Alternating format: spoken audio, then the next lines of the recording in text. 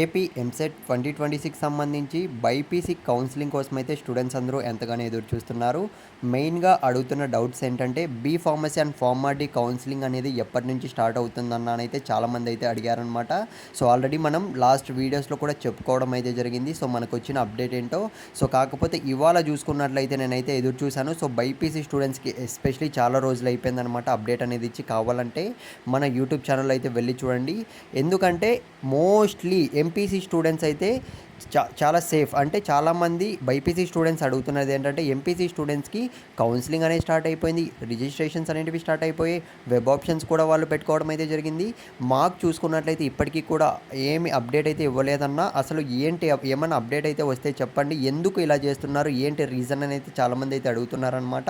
ఇక మనకు ఇవాళ రీచ్ అవుట్ కావడం అయితే జరిగిందనమాట. హెల్ప్ డెస్క్ వాళ్ళని అయితే నిన్ననే రీచ్ అవుట్ అయ్యాం. అప్డేట్ అనేది కన్ఫర్మేషన్ కోసం అయితే ఎదురు చూశాను.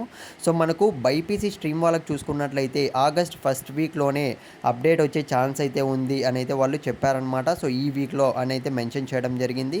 సో అలాగే అఫీషియల్ వెబ్సైట్లోనే మీకు డైరెక్ట్గా అయితే క్లియర్గా అప్డేట్ అయితే వస్తుంది. మీరైతే వెబ్సైట్ అనేది వాచ్ చేస్తూ ఉండండి అని కూడా వాళ్ళు చెప్పారు.